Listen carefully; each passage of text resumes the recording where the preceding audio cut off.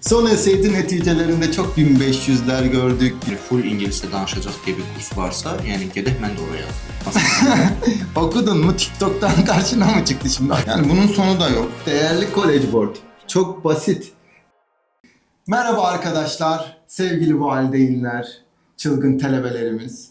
Bizim yeni projemiz, podcastımız. Bu podcastta size tamamıyla samimi, gerçekten eğitim hakkında gerçek düşüncelerimizi söyleyeceğiz. Bir öğrencinin büyümesi, gelişmesi, üniversite hakkında farklı malumatları öğreneceksiniz. Ben İsmail Doruk.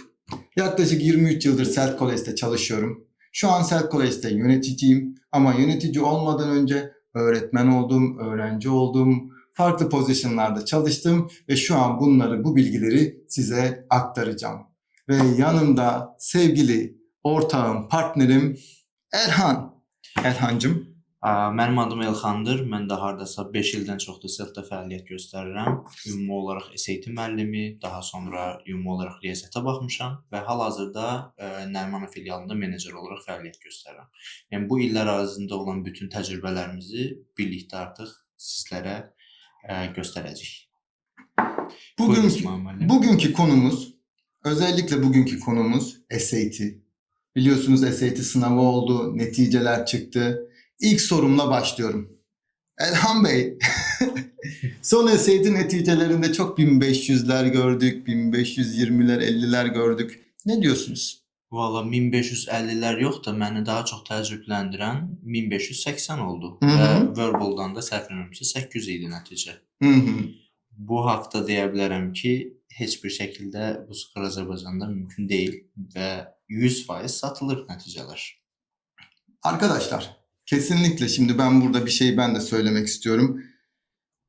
Yani ben yaklaşık bir 10 yıldır falan SAT öğretmenliği yaptım. Belki de 15 yıldır. Hem GMAT, GRE hem SAT dersleri geçtim. Sorry. Ya ben çok 1300 alan öğrenci gördüm, 1350 alan öğrenci gördüm, matematiği çok iyi olan öğrenciler gördüm. Ama fulllemek nedir ya? SAT'den 800 verbal nedir? Bizim öğretmenlerimiz alabiliyor mu? Ya da international bir adam girse 800 alabilir mi Erhan? Yani bu ne kadar possible? Bu nəticələr ümumiyyətlə çox biraz çətin nəticələrdir. Mənim öz şəxsi təcrübəmdən bilirəm ki, bir tələbənin bu nəticəyə gəlməsi üçün yəni ən az 6-7 dənə imtahana girməlidir. Yəni Kesinlikle. ilk imtahanı 1100, sonra 1200, sonra 1400 və ən sonda artıq 1510, 1550 belə yığa bilər. Amma bir tələbənin 2 ay hazırlaşıb gedib birbaşa o skoru yığması üçün, yəni yığa bilirsə daha doğrusu, tələbənin yəni native speaker'dır və ya yəni yüksək dərəcədə ingiliscə səviyyəsi var ki, o nəticəni yığılır. Bu da biraz yəni təcrübələrimə dayanaq mümkün deyil. Yani Self'te de oluyor. Şimdi ben ne yalan söyleyeyim, Self'te de 1500 alan talebemiz oluyor. Ama bizim talebe sayımız 18 filialimiz. 18 filialimizde totalda bir 3000 talebemiz varsa, 3000 talebeden SAT'ye hazırlaşan 500 talebemiz varsa, bu 500 talebeden 1550 alan ya 1'dir ya 2-3'tür, yani 10 tane oluyor mu?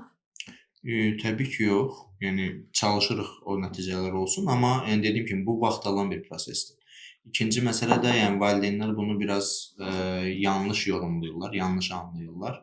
Məsələn, görürlər 1500 və tələbə yazılandan artıq birinci imtahandan bu nəticəni bizdən istəyirlər. Bu çox da mümkün deyil.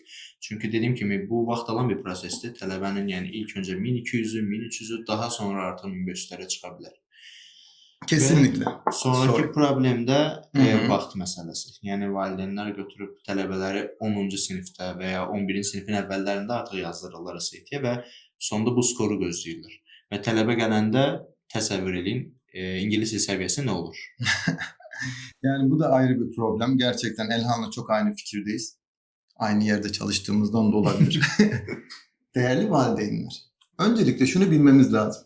SAT matematiği diye bir şey yok. Yok abi, yok. 2 ile 2'yi toplarsan 4 eder. SAT'de de 4 eder. GMAT'te de, GRE'de de. SAT matematiği çalıştırmak. Sen daha iyi bilirsin. Matematik öğretmenisin. Matematikte konular var. Ya bunun SAT matematiği diye bir mantık var mı?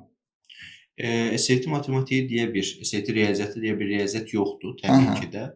Bir kiçik bir nüans var ki orada. Məsələn, cimətə düşən mövzu ağırlığı, SAT-ə Hı hı. düşən mövzu ağırlığından biraz fərqlidir. Yəni cimətdə daha biraz akademik şəkildə soruşulur eyni mövzu, Hı hı. amma SAT-də həmin mövzu biraz daha sadə formada soruşulur. Peki bütün Başka bir samimiyetinle fərq yoxdur.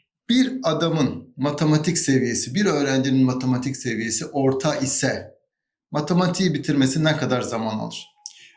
Bir tələbənin riyaziyyatı əgər yaxşıdırsa, yəni SAT mövzularını bitirməsi 7-8 ay çəkə bilər. Hı hı. Bu da təbii ki, bəzi nüanslar var burada. Tələbənin riyaziyyatı çox yaxşıdır, amma ingilis dil səviyyəsi sıfırdır. Hı hı. Burada bir şey nəzərə almaq lazımdır ki, tələbə həmin imtahanı verəndə ingiliscə verəcək. Orada Aynen. məsələn, məsələ həlləri var. Biz ona word problems deyirik. Yəni bunlar ingilis dilində olan, yəni mətnlərdir ki, onları oxuyub, tərcümə edib, daha sonra yəni tənlik qurub həll Hı eləməlidir. hı. Tələbənin ingilis dil səviyyəsi burada əgər çox pisdirsə, bu zaman həmin mövzuları irəliləyə bilməsi üçün ingilis dil səviyyəsini artırmalıdır. Amma ümumi olaraq riyaziyyatı yaxşı olan biri və ya biz ona riyazi analiz qabiliyyəti deyirik. Riyazi Hı hı. analiz qabiliyyəti yaxşı olan biri bu mövzuları rahat, yəni qavrayıb 700-750 plus rahat şəkildə yığa bilər. Peki 2 aya SAT'den 1500 aldım. 3 aya 1550 garanti. Oğlum falan kursa gitti. Elhan müellim sizin yanınıza bir yıldır geliyor. 1300'ü zar zor aldınız. Ama benim tanışım falan kursta 1580 aldı. O nasıl olacak Elhan Bunun hocam? tək bir açıqlaması var. Tələbə çox çalışıb, çox əziyyət çəkib deyə bilməyəcəm. Təbii ki, cavablar satılır.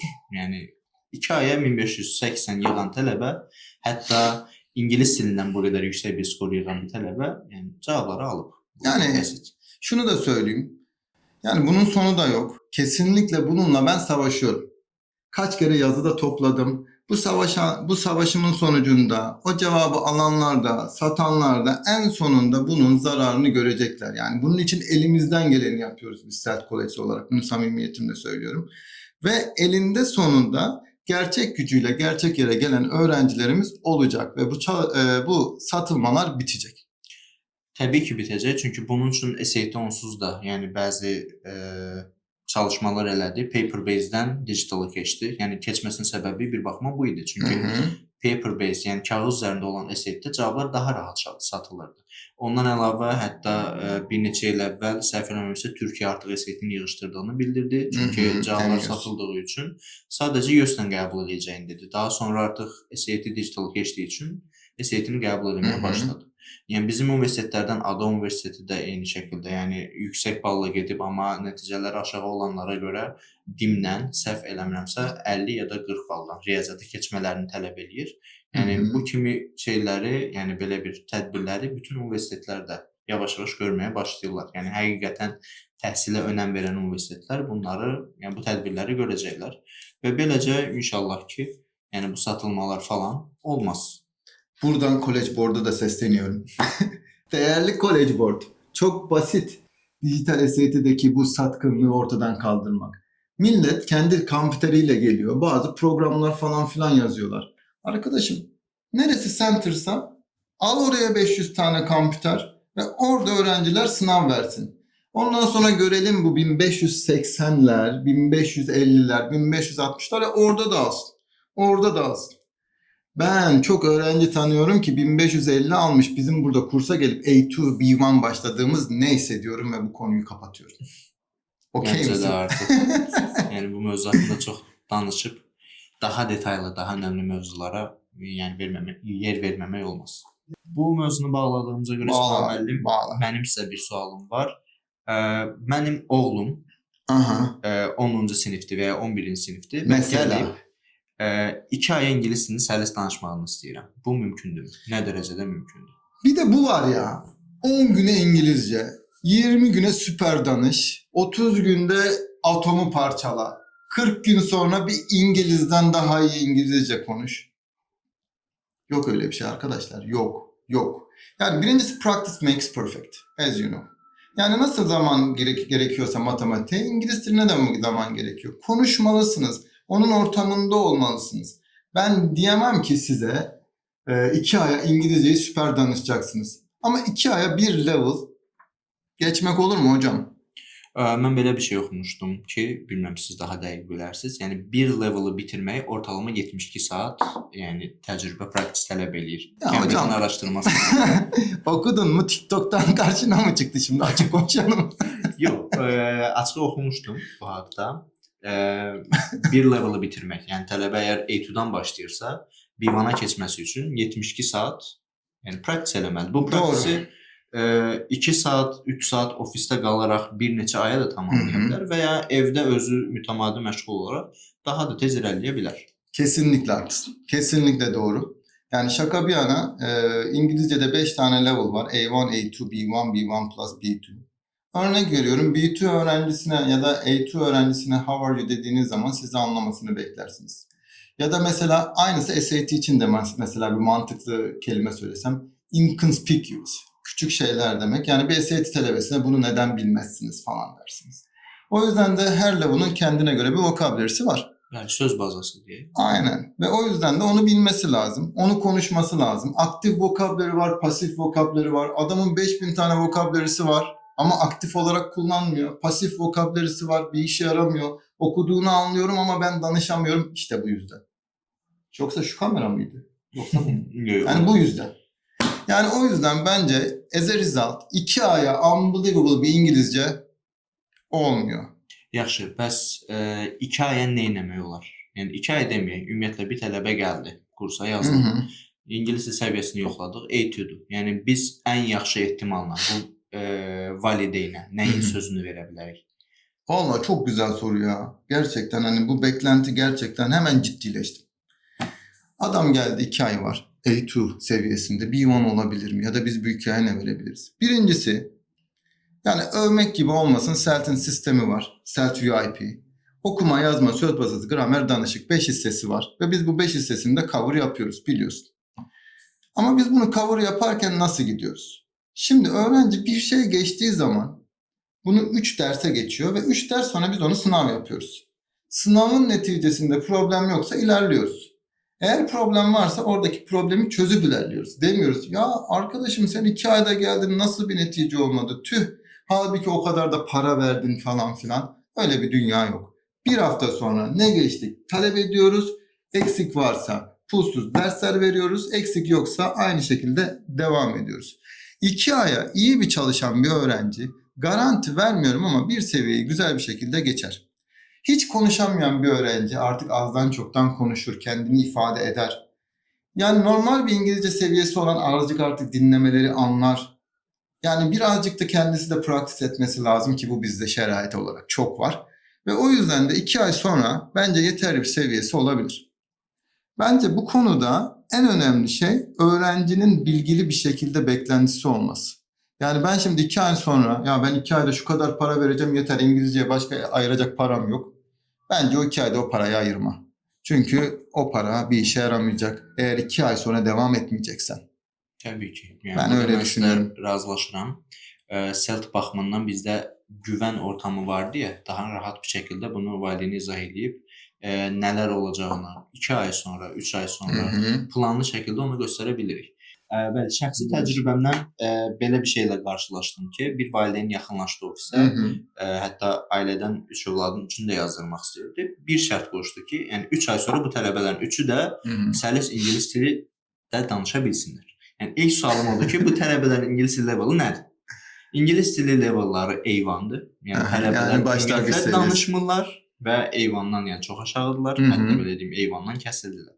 Yəni bu tələbələrə haqqında mən məlumat verəndə artıq valideynə dedim ki, yəni biz 2-3 aya maksimum A2-ya, daha sonra B1-a, B1 Plus-a keçə bilərik. Yəni bunu əgər 2 aya sizə bu tələbələrdə, yəni bu level'dan, bu başlanğıcla, yəni full ingiliscə danışacaq deyə bir kurs varsa, yəni gedək mən də oraya yazılım.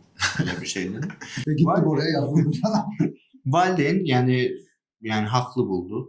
Dedi, tamam düz deyirsiniz, yəni yoxlayaq və orada CELT-də bizim üstünlüyümüz odur ki, biz bir yol veririk. Yəni bir çizərgə deyək də valideynə göstəririk ki, yəni 2 aya bu leveli bitirəcək, daha sonra bunu bitirəcək. Yəni və biz bunun nəticəsini 2 ay, 3 ay sonra valideynə bildirmirik. Və bir problem varsa, 1 həftə sonra, 2 həftə sonra artıq tələbə imtahan veririk. Bu nəticələrə baxıb biz valideynə artıq məlumat veririk ki, belə bir problem var. Yəni ya Hı hı. uşağın qavraması zəifdir, vaxt uzanacaq və ya müəllimdə problem varsa müəllimi dəyişirik, ortamı dəyişirik və biz buna anında müdaxilə edə bilirik. Və bizdə ən çox sevdiyim məsələ bu nəzarət və bu güvən məsələsidir. Çünki digər kurslarda belə bir sistem yoxdur. Ya diğer kursları bence hiç konuşmayalım. Sonra diyecekler ki videoda diğer kursları falan şey yapıyorlar. Bizdekini söyleyelim bence sadece. Yəni sadəcə fərq olaraq onu deyə bilərəm ki, başqa yerdə keçirilən dərslər sadəcə müəllimdən asılıdır. Valideyn gəlir, soruşur tələbə necədir? Müəllim də deyir yaxşıdır və valideyn buna inanmaq məcburiyyətindədir. Çünki ortada Sen heç nə şimdi yoxdur. bunu dedin ya, diğer insanlar diyecek ki bizde de sistem var. Hani? Atomu biz de parçalıyoruz falan. O yüzden boş ver, hiç girmeyelim o şeye. Okey. Burada bir de şey de var ya, şunu da söylemek istiyorum. Yine bizim üstünlüğümüz olarak söyleyebilirim. Hani biz neticeye bakıyoruz. Hani öğrenci yok şöyle zayıf, yok öğrencinin böyle problemi var, öğrenci yok zamanı yok. Derste öğretiyoruz. Eve tapşırık vermiyoruz. Problemi burada hallediyoruz. Direktman eve hazır gitsin, evde ders çalışmasın. Təbii ki, yəni əgər tələbənin vaxtı varsa, yəni gəlsin Aynen. ofisdə işləsin. Evdə işləmələrini əsasən hal-hazırda AI proqramları, ChatGPT bu tipdə şeylər olduğu üçün tələbələr köçürmələri çox baş verir. Ona görə yəni ofis nəzarətində bizdə kompüterlərdə yəni heç bir şəkildə ChatGPT-dən istifadə etmək mümkün olmur. Onlar yəni saxlanılıb. Sadəcə self-IP-dən istifadə edə bilirlər və nəticədə daha güvənilir şəkildə yəni tapşırıqlarını işləyə bilirlər. Yəni bir tapşırıqdan yüksək qiymət alsa biz artıq inanırıq ki, həqiqətən də o qiyməti alıb. Artıq köçürmüyor. Yani SAT değil ki millet satsın bal alsın. Her zaman ne kadar da doluysam bu konuya. Okey, gelelim diğer bir sorumuza. Bu da yine inanılmaz diğer sorular kadar önemli soru olan mevzu IELTS. Biz IELTS'e ne zaman başlamalıyız? IELTS'e başlama seviyesi nedir? Bu IELTS kaç ay sürüyor? IELTS'in olayı nedir ve neden IELTS'e ihtiyacımız var? Bir tanesine cevap versen diye. Maraqlı sualdır əslində. IELTS-a deməyək, ümumiyyətlə hər hansı bir akademik level'a başlamaq üçün İngilis dil səviyyəsi B2 olmalıdır. Yani B2, şimdi hocam bir şeyi de söylemek istiyorum. Arkadaşlar A1, A2, B1, B1 plus B2 dediğimiz şey beginner, elementary, pre-intermediate, intermediate, upper intermediate, advanced. Yani ben A1 diyorsam beginner. Birisi British English, birisi American. Arkadaş British tarzı konuştuğu için B2 diyor mesela. Bəli. Buyurun. B2 səviyyəsində olan bir tələbə B2-nu bitirdikdən sonra birbaşa IELTS-a başlaya bilər. Evet. Və IELTS-ın ümumi olaraq əgər tələbə ingilis dil səviyyəsi B2-dursa, həqiqətən də B2-dursa, bu zaman yəni maksimum 2-3 ay çəkməlidir. Yəni, Peki hocam bizde B2'yu bitiren öğrencilerin 6, 6, 5, 10 almasının konusunda ne diyorsun? IELTS'e hazırlanmadan. Ümumiyyətlə IELTS-da 6-6-5 level olaraq B2-yə yaxındır. Burada yəni universitetlərin istədiyi tələblərdən və tələbənin istədiyi şeylərdən asılı olaraq yəni dəyişir. Məsələn, tələbə 6-5 aldıqdan sonra birbaşa universitetə qəbul ola bilirsə, bu zaman yəni 6-5-də saxlayır və digər artıq onun üçün lazım olan önəmli şeyləri üzərinə düşür. Məsələn, SAT ola bilər və yaxud fərqli bir sertifikatlar ola bilər ki, universitet onları tələb edir. Amma əgər IELTS nəticəsi bizə yüksək lazımdırsa, bu zaman artıq yəni 2-3 strateji lazım olmuş oluyor. Yəni müəyyən bir strateji lazımdır ki, tələbənin ən azından yəni speakingdən və ya writingdən ki, bunlar önəmlidir strateji baxımından, bunları 7-7-5-ə qaldıraq və listeningdə, readingdə bu da yavaş-yavaş praktis olunduqca artıq yəni irəliləyir. Kesinlikle. Ya ben bir de bir şey söylemek istiyorum. Genelde IELTS'i geçerken Cambridge 1, 2, 3, 4, 5, 6, 7, 8 kitaplarından geçiyorlar. Şimdi 15, 18'e kadar var. Yani bunlar sonra ise practice kitabı. Bunlar sana strateji öğretmiyor. Yani o sınavları bitirdiğin zaman practice yapmış oluyorsun. Yani eğer strateji öğrenmek istiyorsan yazman lazım o esseyi. Yani speaking'i normal konuşabilirsin danışığı ama part 2'da 2 dakika nasıl konuşman gerektiğini öğrenmen lazım. Yani kısacası şöyle özetleyebilir miyiz? Eğer CELT'te sen B2'yu bitiriyorsan 6-6-5'in var. Ama arkadaşım sen 7-7-5, 8-8-5 istiyorsan 1-2 ay, 3 ay gelmen lazım ki biz sana IELTS'e gerekli stratejiyi öğretelim. Təbii ki, bəli. Yəni bu da əsasən Ben de dediyim kimi aynı fikirdeyim. Writing, yəni essay yazmaq və speaking də önəmlidir. Yəni digərlərini yavaş-yavaş tələbə özü də praktis edib öyrənə bilər. Amma bəzi key pointləri deyək, onları öyrənməsi üçün tələbə yəni bir müddət məşğul olmalıdır IELTS-la. İsmail, bir mövzu daha var ki, valideynlərə həqiqətən maraqlıdır. Son mövzudur, narahat olmayın. SAT, TOEFL, IELTS. Bunlar yəni necə istifadə olunur? Yəni nə zaman bizə SAT lazımdır? IELTS mı almalıyıq, TOEFL mı almalıyıq? Bu haqqda bir Yani qısa məlumat. son mevzu dedin. Son mevzu da full yeni bir mevzu, yeni bir konu gibi. Ben buna ufak bir değineceğim. Değindikten sonra, birazcık malumat verdikten sonra ikinci podcastımız sırf harcı tesirle alakalı olsun. Aha, yəni deyirsiniz ki, bu IELTS, TOEFL olması hansı universitetə getməsinə, xarici Aynen, təhsil aynen. əlaqəlidir. Tamam. Şimdi ben bir şey söylemek istiyorum yine de bu konuda. Değerli arkadaşlarım, valideynlerim, SAT'dir, IELTS'tir, TOEFL'dur, bunlar araç, amaç değil. İyi bir üniversitede okumak istiyorsanız size sertifikat lazım ve o sertifikattan sonra iyi bir üniversite okuyorsunuz. Mesela SAT biliyorsun matematik ve İngilizceden oluşuyor. Ya sen matematik müellimliği yaptın kaç yıl? Yani bir insanın matematiğini 8. sınıftan, 7. sınıftan, 6. sınıftan senin yanına koyduğu zaman bence sen SAT geçmiyorsun bile. Matematiği full hazır oluyor. 3-5 practice, egzame gönder. IELTS de Avrupa'ya giden öğrencilerin en çok aldığı sınavlardan bir tanesi. Ama bizde B2'yu süper bilen bir öğrenci IELTS'te de çok da şey olmuyor. IELTS'te TOEFL'un farkı ne? İkisinde de okuma, ikisinde de yazma, ikisinde de gramer, ikisinde de gramer demişim. İkisinde de writing, ikisinde de listening var. Ama tabii ki strateji farkları var. İyi bir şey söylemem gerekirse bunların arasındaki fark ve nasıl hazırlanma kısmını birazcık seninle biz bahsettik.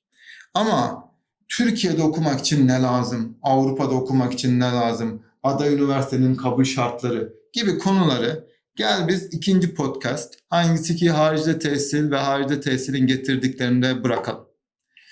Ama Olur. değerli izleyicilerimiz der ki ne kadar saçma konu seçmişsiniz. Ben olsam şunu konuşurdum podcastta. Onu da komentlere yazın. Biz onu konuşalım. O mövzulara da değinək. Erhan müəllim sen de son cümlelerini söyle. Lütfen şu podcastımızı bugünlük bitirelim. Son olaraq sizin dediklərinizi bir daha təkrarlayım. Əgər mövzularla bağlı, yəni yeni bir mövzu və ya hər hansı bir suallarınız varsa, kommentlərdə bildirin. Biz gələn mövzuda onlara da, yəni vaxt ayıraq onlara da değinək. Buradan Almanya'daki amcama. Arkadaşlar bu podcastimizi izlediğiniz için teşekkür ederim. Gerçekten çok samimi, içten, bütün yani yöneticilik vasfımı kenara koyarak cevap verdim. O yüzden de arkadaşlar diğer podcastlarda en az bu kadar samimiyette devam edecek. Kendinize iyi bakın. Görüşmek üzere. See you later. Və son olaraq da kanalımıza abunə olmağı unutmayın. Sizə maraqlı olan nə mövzular varsa rahat şəkildə yəni çata biləsiniz həmin mövzulara. Like edin, Çok sağ olun. abone olun. Bilelim ki izleniyor ki program bize de motive olsun. Başka bize bir para mara gelmiyor yani buradan gencolar. See you later.